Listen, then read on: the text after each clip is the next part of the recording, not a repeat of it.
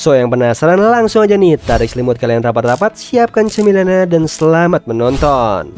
Di awal episode ada Lori yang sedang berdoa sebelum pertandingan baseball dimulai. Sampai akhirnya pertandingan pun dimulai nih dan ia tidak bisa melakukan dengan baik.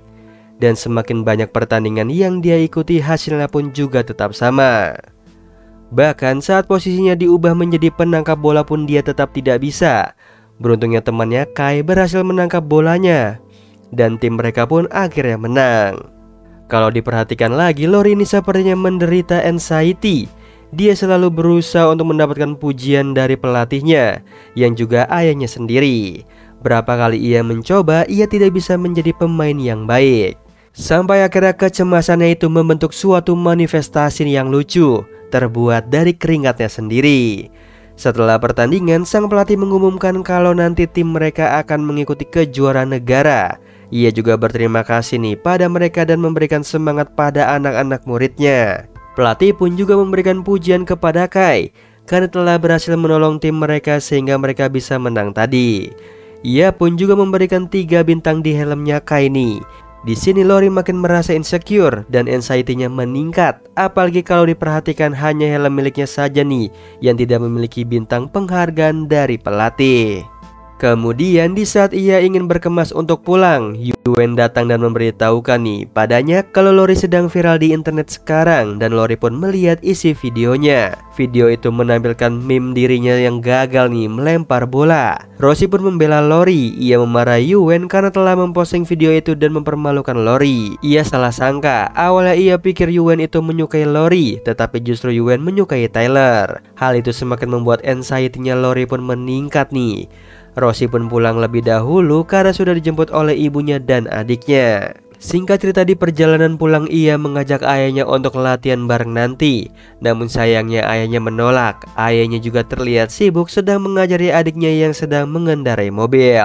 Tetapi kemudian ayahnya memintanya untuk latihan di hari Jumat saja. Dan Lori pun sangat senang akhirnya ayahnya bersedia. Sesampainya di rumah ia bercerita pada ibunya nih kalau timnya memenangkan pertandingannya dan nanti akan mengikuti kejuaraan negara. Ia berharap ibunya dapat hadir di pertandingan itu, namun sayangnya ibunya tidak dapat. Mendengar bel berbunyi, ia pun membuka pintu dan melihat ternyata makhluk kecil itu meminta masuk ke rumahnya. Sepertinya makhluk ini memang hanya dapat dilihat oleh Lori karena makhluk itu merupakan manifestasi dari kecemasannya sendiri. Malam harinya ia pun juga kembali berdoa nih kalau ia akan berlatih dengan keras untuk pertandingan nanti. Pagi harinya Lori sedang bermain bersama Rosie. Ia menjelaskan kalau ia akan latihan dengan keras sebelum ke pertandingan. Rosie merasa kalau Lori lebih mementingkan mendapatkan penghargaan di sini daripada memikirkan dirinya sendiri. Setelah pulang sekolah, di sini kita melihat nih ada Lori yang terus berlatih setiap harinya bahkan sampai malam hari.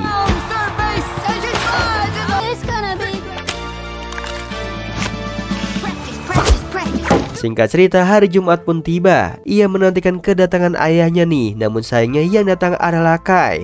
Akhirnya ia pun berlatih bersama Kai, alih-alih bersama ayahnya. Just make contact. Lori, hit the ball. I think I suggested this a month. Tidak sengaja Lori pun mendapatkan pukulannya dan itu justru melukai Kai. Kemudian ayahnya pun datang nih dan langsung segera menanyakan keadaan Kai.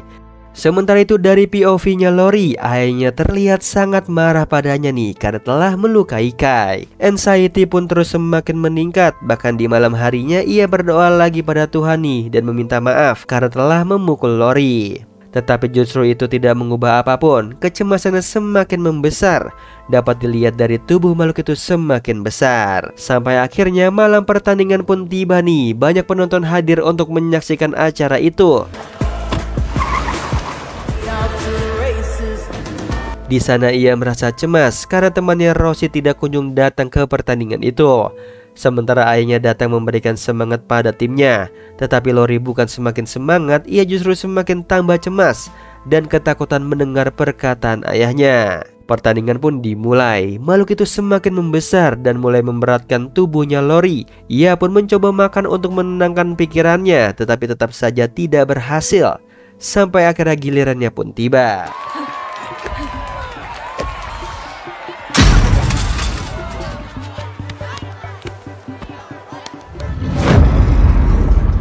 Anxiety-nya semakin meningkat dan ia harus gagal lagi kali ini. Itu sangat memalukan baginya. Ia pun sampai takut harus menatap mata ayahnya. Tetapi justru ayahnya di sini khawatir dengan kondisinya. Ayahnya berusaha menghibur Lori. Ayahnya juga meminta Lori untuk terbuka dengannya apa yang telah terjadi. Jika tidak bercerita, maka ayahnya tidak akan pernah tahu masalahnya. Di situ Anxiety pun membesar nih sebesar raksasa. Di sanalah ia bercerita pada ayahnya. Orang-orang melihat dirinya sebagai anak pelatih, sehingga otomatis ia dianggap harus bisa dan hebat seperti ayahnya. Ayahnya pun memberikan nasihat kalau ini bukan tentang menjadi yang terbaik, tetapi mencoba menjadi yang terbaik. Ia pun disitu senang dan sampai akhirnya ia mampu mengalahkan anxiety-nya. Just relax and let the game come to you. Dad, I have faith. Kai! All of us. Di awal episode ini tepatnya saat mereka bertanding sebelum masuk ke juara negara. Terlihat mereka berhasil karena Kai berhasil mendapatkan bolanya dan Rosie dapat lebih cepat menempati base. Mereka pun mendapati kemenangan mereka. Setelah pertandingan, Blue yang juga seorang guru di sekolah mereka tampaknya memiliki kemampuan nih untuk melihat sesuatu dengan akurat. Namun sayangnya kemampuan itu tampaknya justru memberikan masalah pada kehidupan sosialnya. Ia bahkan tampaknya sangat berhati-hati saat bersalaman dengan pelatih dan juga saat ia berinteraksi dengan orang-orang sekitar. Ia seperti mengenakan pelindung pada dirinya. Hal ini dimanifestasikan sebagai baju biru perlindungannya. Sesampainya di rumah, ia melepaskan baju birunya dan di situ ia terlihat seperti bebas untuk melakukan apa saja di dalam rumahnya. Saat makan malam, ia tampaknya tidak menikmatinya nih karena ia membayangkan wajah seorang wanita di hadapannya. Singkat cerita, pagi harinya ia pun mulai mengajar dan bahkan ia terlihat sangat aktif di kelas. Ia merapikan barang yang berantakan dan ia pun menemukan kertas contekan antara Rosie dengan Kai. Ia meminta Kai dan juga Rosie untuk memanggil orang tua mereka nih atas insiden ini. Dan saat ingin pergi untuk makan siang, ia bertemu dengan wanita yang wajahnya sama dengan yang ia bayangkan saat makan malam itu.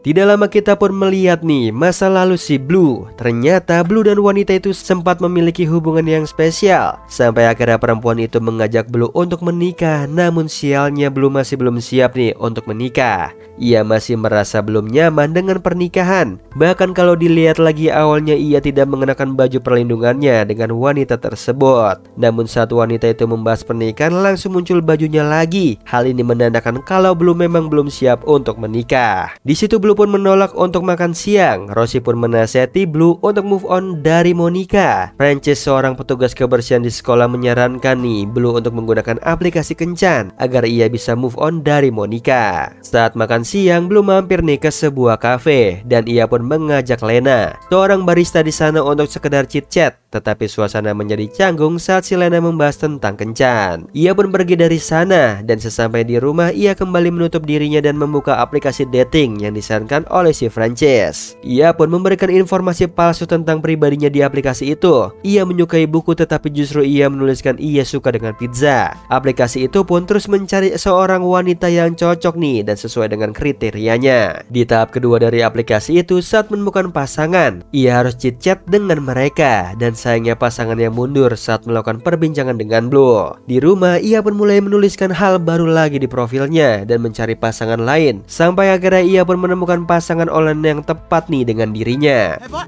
Are you crazy? How about you? Romantic? Yeah, and Finally, I left him. Hubungan mereka pun terus berkembang sampai ke tahap yang ketiga. Di tengah kesenangannya itu, Monica datang dan menanyakan kabarnya. Tidak lama ibunya Rosie pun datang nih dan Monica pergi. Mereka pun segera membahas insiden mencontek tadi antara Rosie dengan Kai. Dari percakapan itu ternyata Blue salah menilai rupanya nih. Rosie hanya perantara antara Kai dengan temannya. Jadi Rosie sama sekali tidak mencontek. Ia hanya menyampaikan kertas dari Kai ke temannya yang lain. Namun sayangnya ketahuan oleh Blue dan Blue justru menuduh Rosie dan Kai yang mencontek. Disitulah ia pun akhirnya menyadari kalau dirinya tidak sempurna. Ia pun juga dahulu pernah salah dalam menilai sesuatu, termasuk dalam hubungannya sendiri dengan Monica. Ibu Rosie menasihati kalau Blue harus meminta maaf dan mengakui kesalahannya jika ia berbuat salah. Ia pun segera mengakhiri hubungannya dengan pasangan online-nya dan ingin menyusul Monica untuk rujuk kembali. Terlihat di sini ia mulai melepaskan satu persatu baju pelindungnya, menandakan kalau dia sudah tidak defensif lagi kepada orang lain. Here you go. I got this. Namun di depan ruangannya Monica, ternyata ia menyaksikan sendiri nih kalau Monica sudah dilamar oleh laki-laki lain. Di awal episode ini kita akan melihat dari POV-nya Rosie. Just another busy day in the mom life. Look at my Zane. 1 minggu sebelum kejuaraan negara, Rosie bekerja part-time sebagai kru toko F&B. Ia pun melayani banyak pelanggan di sana dengan banyak keluhan dan permintaan. Help me play next season? Those like narrow hamburger thingies. Sampai akhirnya ada seorang anak yang membeli minuman tetapi uangnya kurang. Namun Rosie membiarkan anak itu membayar uangnya seadanya. Setelah uangnya terkumpul, ia pun segera pergi ke pertandingan. Go pickles. Stir, then go one. Tim mereka pun menang nih, namun Rosie melihat dari sana kalau ibunya fokus mengurusi adiknya yang masih kecil. Ia sedikit berharap kalau ibunya juga memperhatikan dirinya. Tetapi ia segera melupakannya dan kemudian merayakan kemenangannya dengan teman-teman setimnya. Setelah pertandingan itu, Rosie melihat sepatunya yang sudah rusak dan ia melihat ibunya yang tampaknya sibuk dengan telepon dan mengurusi adiknya. Rosie hidup dari keluarga yang serba kekurangan, maka dari itu ia perlu bekerja part-time nih untuk mengumpulkan uang agar ia bisa bermain softball. Ia sangat ingin menjadi seorang pebisnis. Oleh karena itu kita bisa melihat manifestasi dari mimpinya nih, yaitu ia mengenakan pakaian yang modis. Ia pun mendapatkan kabar dari pelatih kalau biaya latihan akan naik. Dan juga jika ingin mengikuti pertandingan kejuaraan negara, ia harus membayar $1.600. $1,600.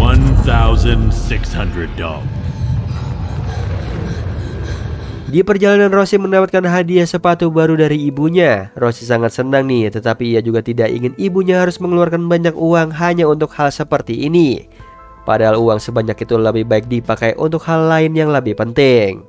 Namun ia mengerti, ia pun menghibur ibunya untuk jangan khawatir. Rosie juga menyembunyikan tentang biaya iuran yang naik pada ibunya nih. Dan pagi harinya ia bertemu dengan Lori. Ia pun memperhatikan keuangannya yang minus $600. Ia pun semakin kacau nih, bahkan dunianya pun terlihat berantakan. Kemudian datanglah temannya. Ia meminta contekan PR pada Rosie. Namun Rosie menolaknya dan temannya membujuk kalau ia akan membayar $50 untuk contekan itu. Rosie pun akhirnya melakukannya karena ia juga butuh uang. Tidak disangka si Tom justru menyebarkan informasi pada teman yang lain, sehingga Rosie kebanjiran permintaan contekan dari teman-temannya.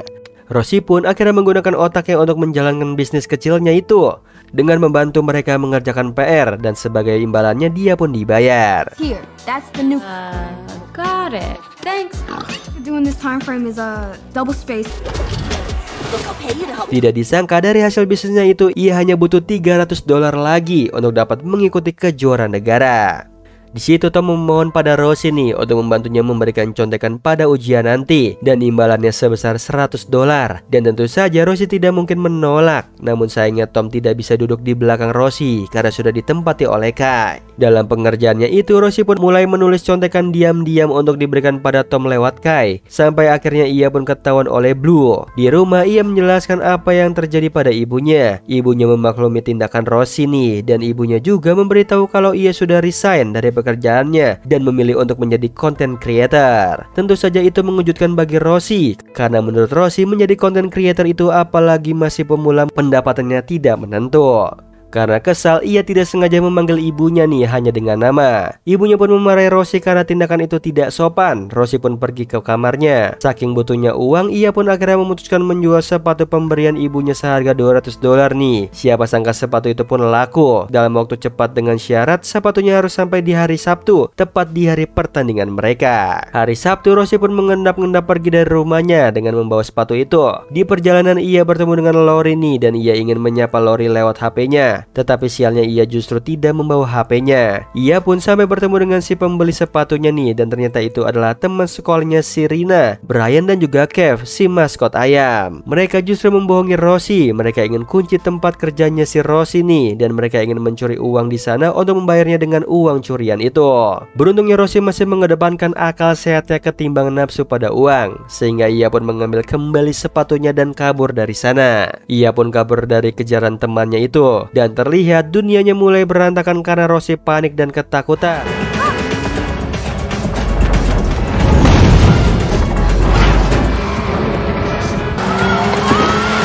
Ia pun terjatuh nih dan kuncinya pun berhasil mereka dapatkan. Rosie pun pergi dengan memakai sepatu barunya karena yang lama sudah rusak. Malam pun hampir tiba nih dan pertandingan pun sepertinya sudah dimulai. Ia pun ingin menelpon tetapi ia tidak memiliki uang, HP-nya tertinggal, sepatunya rusak dan kunci kantornya berhasil dicuri. Beruntungnya ada anak kecil yang tadi membeli minuman di tokonya. Anak itu membalas kebaikan Rosie sebelumnya nih, dan anak itu memberikan beberapa uang koin pada Rosie. Rosie pun segera menelpon ibunya, tetapi semuanya semakin gelap. Episode kali ini kita akan melihat dari POV-nya Vanessa, ibunya Rosie yang sedang bekerja di toko supermarket. Guess what? It's Rochelle's playoff game. Ia mendapatkan panggilan dari penitipan bayi nih. Kalau Zane berperilaku nakal dan agresif, ia pun merelakan kehilangan pekerjaannya untuk menjemput anaknya. Ia pun segera curhat di sosial media dengan live streaming.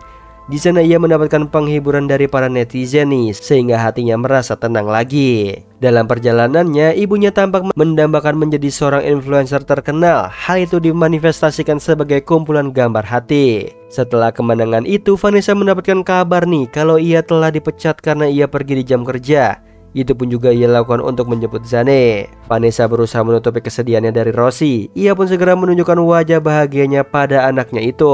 Pagi harinya ia pun harus bangun dan memenuhi keinginan para netizen nih untuk membuat konten dari setiap pekerjaan yang ia lakukan. But we need someone who's truly... I'll do whatever it takes. Welcome to Van Zandt. Bear has feelings, just like Mama Fingers. Ia pun mendapatkan semangat-semangat itu dari para netizen nih, sehingga ia bisa bangkit dan menutupi kesedihannya. Ia pun mendapatkan kabar dari Blue kalau Rosie mencontek, dan ia pun meminta penjelasan kronologinya dari Rosie. Setelah mendapatkan penjelasan dari Rosie, ia pun pergi menemui Blue untuk membela anaknya. Keluar dari sana, melihat manifestasi dari keraguannya dari penjelasan si Rosie, Vanessa sebagai ibunya sebenarnya sudah merasakan kalau anaknya berbohong. Namun ia sebagai seorang ibu, apapun yang terjadi akan membela anaknya, sehingga itu menolak untuk percaya kalau Rosie itu berbohong. Ia pun menemukan kertas contekan dari tasnya Rosie di mobilnya dan mencoba untuk menyamakan apakah tulisannya sama dengan tulisan Rosie, dan ternyata itu sama. Ternyata benar keraguannya kalau anaknya telah berbohong padanya. Ia pun menjalani paginya dengan kesal, namun tetap bersikap sabar dan tidak menunjukkan kemarahannya pada Rosie. Ia pun melihat ponsel Rosie bergetar nih, dan ia mencoba untuk melihat privasi anaknya. Di situ ibunya mendapatkan pesan dari Tom di HP-nya Rosie kalau Tom berterima kasih karena sudah membantunya dalam mencontek, dan ibunya kesal karena anaknya harus berbohong karena hal tersebut. Ia pun meraih ponselnya Rosie, dan sementara Rosie pergi ke pertandingan sembari membawa sepatunya. Ia pun ingin melihat Tom, seorang anak yang telah membuat anaknya berbohong padanya. Di situ Vanessa menginterogasi Rosie nih tentang contekan itu, tetapi ia justru mendapatkan informasi lain dari Tom kalau Rosie terlibat dalam bisnis jual beli jauhan dan PR, dan juga ternyata Rosie berusaha menjual sepatu pemberiannya di sosial media. Vanessa pun menginfokan kepada followersnya nih kalau ia ingin mencari anaknya. Dan dengan kekuatan para netizen, Vanessa pun berhasil mendapatkan informasi alamat si pembeli sepatu itu. Di malam pertandingan, ibunya sedang menuju rumah si pembeli itu. Ia melihat sedang ada pesta di sana. Ia pun sedih nih dan khawatir pada Rosie karena ia tidak ingin Rosie akan berakhir sama seperti dirinya. Ia pun akhirnya mendapatkan informasi keberadaan anaknya. Dan di saat ia mendapatkan telepon dari nomor tadi kenal, Vanessa merasa kalau itu telepon dari Rosie. Tetapi HP-nya justru diambil oleh anak-anak di sana dan dia pun dipermainkan sama mereka. Beruntungnya ia berhasil mendapatkan HP-nya kembali dan menjawab panggilan teleponnya Rosie, dan ia pun berhasil menjemput Rosie di sana. Di episode ini kita akan melihat dari POV-nya Ira, yaitu adiknya Taylor, teman setimnya Lori dan juga Rosie. Di sini Ira memiliki imajinasi yang hebat. Bahkan di saat ada yang meremehkannya di tribun karena dianggap gila, ia membayangkan kalau dirinya dapat membalas mereka dengan api. Seperti biasa, setelah pertandingan Ira sedang memperhatikan tim kakaknya dari jauh. Dan di saat mereka mau pulang, Taylor tidak sengaja mendengar kalau Yuan confess kepadanya secara tiba-tiba. Ira tidak suka kalau kakaknya memiliki pasangan. Sepertinya dia takut kalau nanti kakaknya akan sibuk pacaran dan dia akan sendirian. Ternyata itu benar. Taylor pergi dan menyuruh Ira untuk mencari teman sendiri. Ira pun pulang sendirian. Ia sedih karena tidak punya teman. Saat sedang bermain di tribun, ia melihat ada Rina, Brian dan Kev sedang melempari telur ke mobil pengunjung. Di situ Blue datang dan bertanya pada Ira siapa yang melempari mobilnya. Sementara mereka bersembunyi, Ira pun menyembunyikan perbuatan mereka dari Blue. Brian pun mengajak Ira untuk berteman, dan tentu saja itu hal yang bagus untuk Ira nih. Kemudian Ira pun pulang bersama Taylor. Di rumah kakaknya marah pada Ira karena ia tidak suka jika adiknya bergaul dengan berandalan. Namun Ira tidak mau mendengarkan kakaknya dan mengabaikannya. Di situ Taylor pun kesal. Akhirnya ia melaporkan Ira ke ibunya nih kalau Ira tidak ingin kuliah. Sementara Ira juga akhirnya membuka kartu kakaknya kalau sekarang Taylor sudah punya pacar. Singkat cerita, pagi harinya Taylor pergi lebih dulu dan duduk bersama Yuan. Sementara Ira kesal melihat mereka berdua dan ia pun bertindak tidak sopan pada Yuan. Bahkan waktu berlalu, Ira pun muak melihat pasangan baru itu. Yuan, he really sucks. The way your cheeks glitter. Ira pun menemui ketiga temannya lagi nih dan mencoba berteman dengan mereka. Di sana Brian mengajak mereka untuk melakukan hal iseng dan jahat lagi.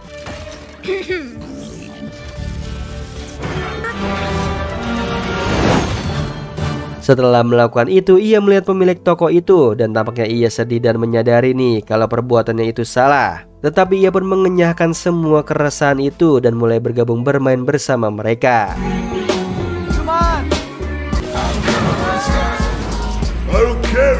Di malam pertandingan, di sana mereka justru mengadakan pesta dan sekaligus memperkenalkan Ira pada teman-teman mereka yang lain. Mereka bertiga siap bertemu dengan Rosie di garasi, sementara Ira dihantui dengan barang-barang hasil curiannya itu. Ira tidak sengaja masuk di saat mereka sedang ingin menghasut Rosie untuk transaksi sepatu itu.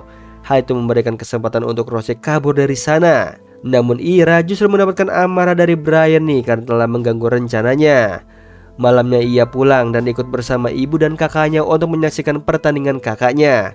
Di perjalanan ia mendengarkan kabar nih kalau Taylor telah putus dari Yuan. Sesampainya di sana, Taylor meminta Ira untuk bersikap dewasa. Karena ia lelah dengan Ira, ia harus selalu mengerti Ira, tetapi tidak ada yang mengerti keadaannya. Singkat cerita, pertandingan pun dimulai. Ira pergi ke toko dan mengembalikan beberapa barang yang telah dia curi dan menulis surat permintaan maaf. Brian juga datang dan meminta maaf pada Ira karena telah membentak Ira dan ia mengembalikan teropongnya Ira lagi.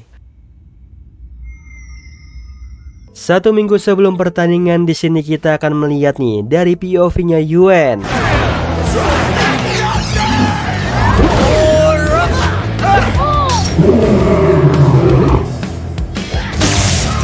Inilah Yuan merasa jatuh cinta pada Taylor karena ia melihat Taylor beraksi dengan hebat di pertandingan. Yuan ini seorang pitcher di tim. Ia dikenal sosok yang suka bercanda atau lebih tepatnya selalu berusaha untuk lucu. Namun sebenarnya di dalam hatinya ia sangat sensitif. Dan ada little Yuan di dalam sana, layaknya anak kecil yang mudah menangis. Yuan pun sebenarnya sama, hanya saja ia menutupi hal tersebut.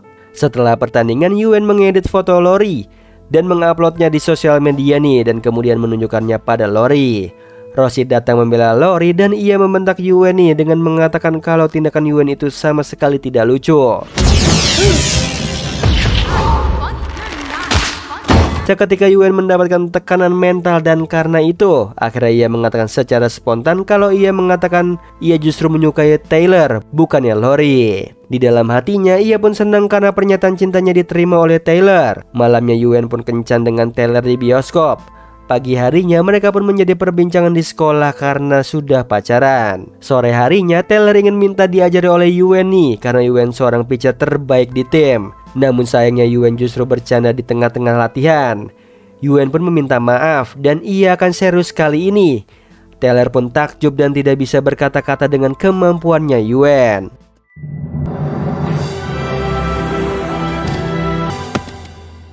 Setelah latihan, mereka pun kencan dan makan-makan di sana. Yuen pun bercerita tentang dirinya pada Taylor, kalau dirinya yang sebenarnya memiliki hati yang lucu dan sensitif. Dan siapa sangka kalau Taylor juga sama. Mereka masing-masing memiliki little mini diri mereka masing-masing nih. Mereka pun akhirnya menghabiskan waktu bersama.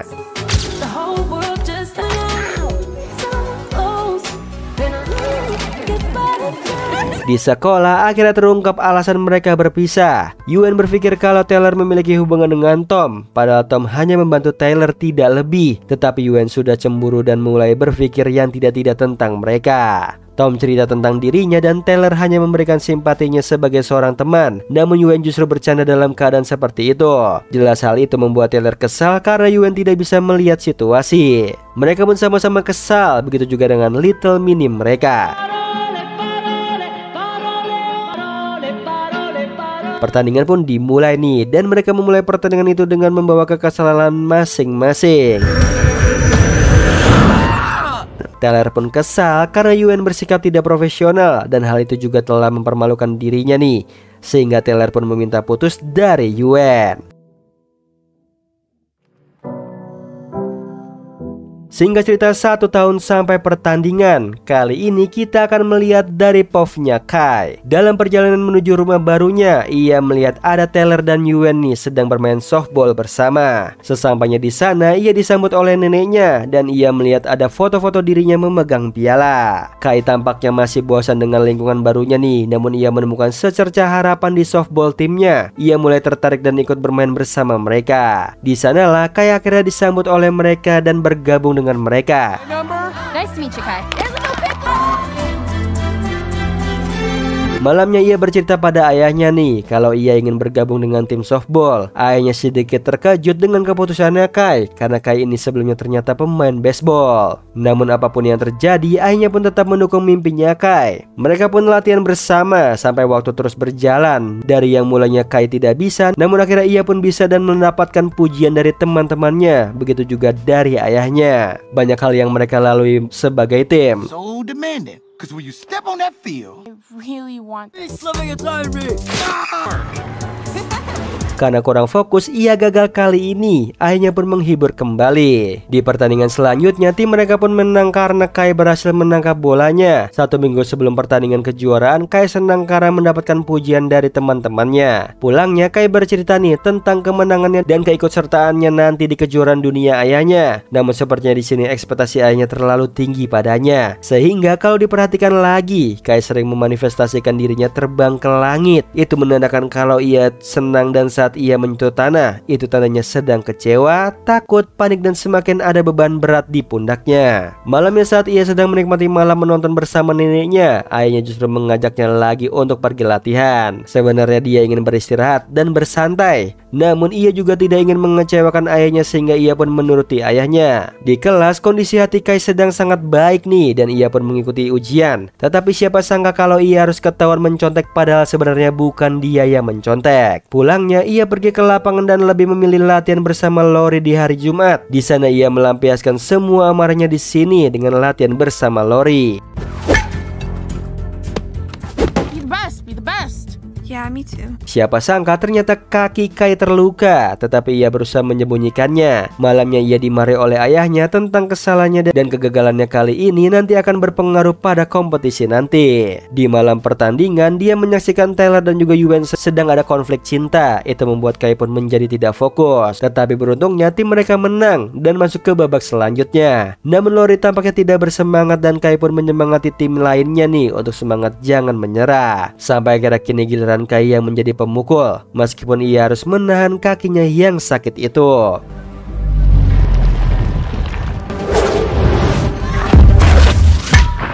Episode kali ini kita akan melihat dari POV-nya si pelatih.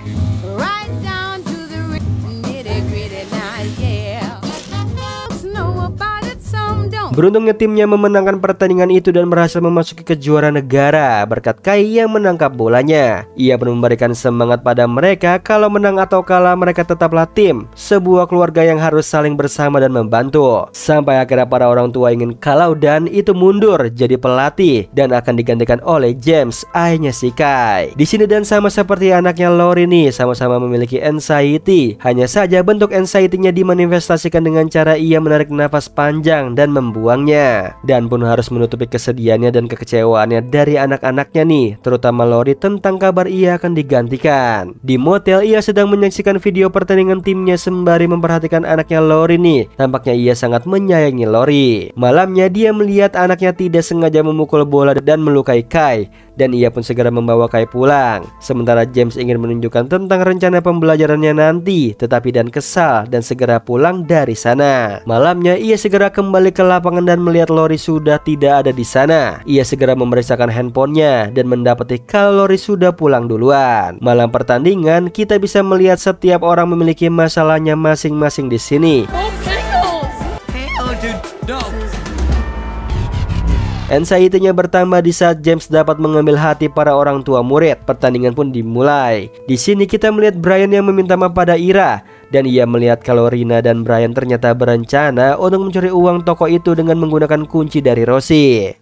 Ira pun mengambil kotak uang itu dan berusaha menggagalkan rencananya Brian dan yang lainnya, tetapi sayangnya ia terjebak dalam kostum si maskot. Taylor pun mendengar suara teriakan Ira dan segera keluar dari arena untuk mencari adiknya. Beruntungnya tim mereka menang karena Kai, tetapi si pelatih jadi bingung nih apa yang terjadi pada anak-anak muridnya. Kini ia juga melihat anaknya bertanding dan anxiety-nya semakin membesar sampai perutnya membesar. Setelah mendapatkan nasihat dari ayahnya, justru Lori pun tidak berhasil memukul bolanya. Kini giliran Kai yang memukul. Bolanya berhasil terlempar dan Lori berusaha lari sekuat tenaga untuk mencapai kemenangan timnya. Sementara Kai juga harus lari untuk kemenangannya, sementara kakinya sedang menahan sakit yang sangat parah. Namun sayangnya mereka harus kalah dan Kai semakin takut dan tenggelam pada ketakutannya. Ayahnya melihat kalau lawannya belum sempat memegang bolanya, seharusnya tim Kai yang menang. Ia memarahi Blue nih karena tidak becus sebagai wasit. Lapangannya semakin kacau. Para orang tua murid marah dan menyalahkan Dan. Kemudian ada Ira yang masuk ke arena pertandingan nih karena menghindari Brian dan juga Rina. Dan marah karena kesal Blue memarahinya, sementara Tella berhasil menyelamatkan adiknya dari Brian dan juga Rina. Sementara Rosie datang bersama ibunya dan melihat kekacauan di pertandingan. Oh my lord. Kubaya mempresentasikan pertandingan yang aman pun kini menjadi hancur. James mencari Kai yang sedang menyendiri di belakang pertandingan. Ia pun mengungkapkan seluruh isi hatinya pada ayahnya nih. Ia merasa apapun yang dia lakukan tidak pernah cukup di mata ayahnya. Ia juga meminta maaf karena belum bisa sesuai dengan keinginan ayahnya. James pun merasa bersalah karena sudah terlalu keras pada putrinya. Ia pun meminta maaf pada Kai dan memeluknya. Di situ tim Pickles pun bersatu dan bekerja sama menyanyikan slogan mereka untuk menenangkan suasana dan si pelatih.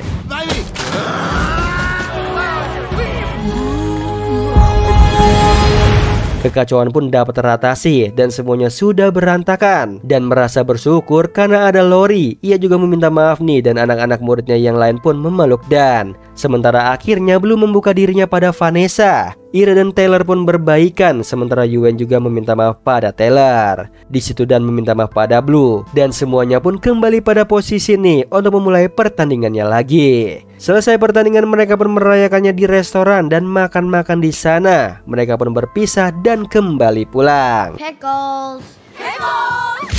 Oh iya Sleeper, kalian bisa follow nih Instagram kita di @temantidur.ytb atau @handyalfat. So Sleeper, itu tadi video kita kali ini. Semoga kalian suka sama videonya. Aku Hendy pamit. Happy nice dream and ciao.